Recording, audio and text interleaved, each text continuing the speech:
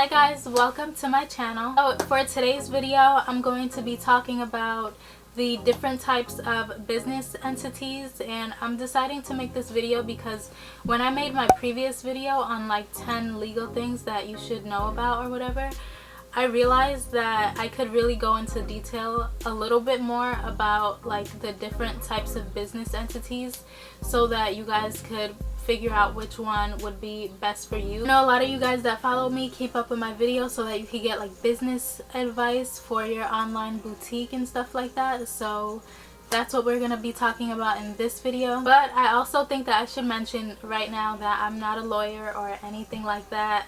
I'm not a legal professional, but I did get my bachelor's degree in fashion business management, and a lot of these things like I've learned in school and stuff like that. So when I was doing research for this video, it was like refreshing my memory and stuff like that. So it was really fun to like research to refresh my memory so that I could give you guys the right type of information. But of course, always do your own research on top of like watching people's videos and getting advice from other people, just so that you could be 100% sure. So I'm going to try to keep this video nice and short, but first I'm gonna give my subscriber shout out to Sydney Clay. Thank you so much for subscribing to my channel. I really do appreciate it.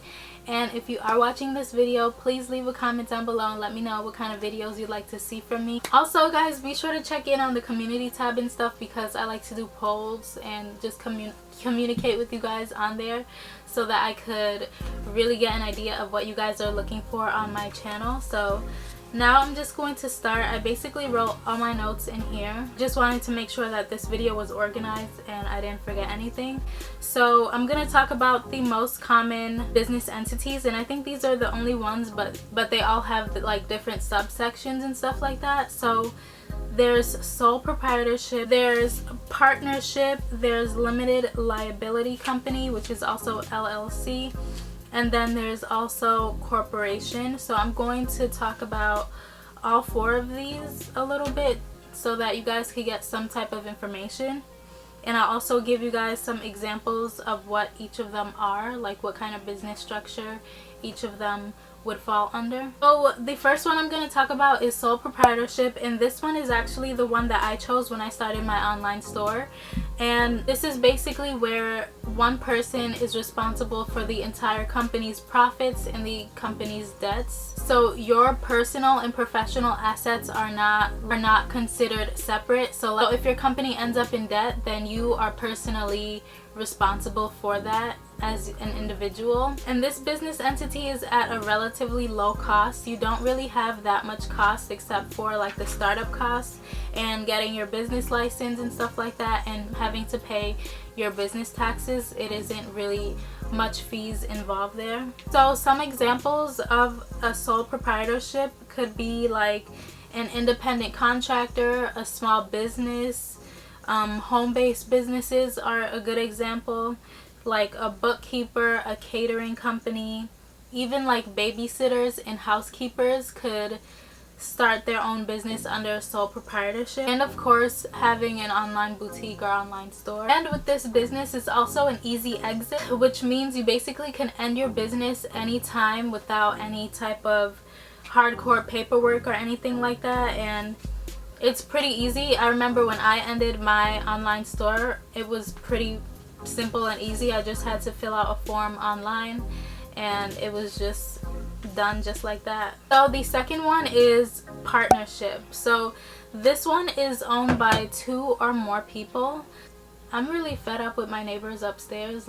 So a partnership is owned by 2 or more people. So if you want to start an online store or anything like that, you can do a partnership as well if you want to include like a family member in the business or a friend, or even just like you want to start with a business partner, someone that you trust and you know is responsible. And there's 2 types. There's general partnership, where everything is basically shared equally, and then there's limited partnership, where one person is in control of the operation and they get a higher percentage of the profits. The second person, they also contribute to the business, but they receive a smaller portion of the profit. Now I feel like if this is something that you want, I feel like you really have to make sure that the person or people that you are adding onto your business structure are really responsible, because their actions could really affect you in a really negative way if they aren't responsible. And lack of communication could be a con, but a pro is that you guys could come together and really bring your talents together and make a strong business. So an example of this, of course, would be like a boutique. It could also be like a law firm, a dentist, a storefront, clothing, bakery store, or whatever. So the third one is limited liability company, which is also known as LLC. So this one is different than the first one that I talked about, sole proprietorship, because the owners here are not personally liable for the company's debt or liabilities, which is like the responsibilities that the company has.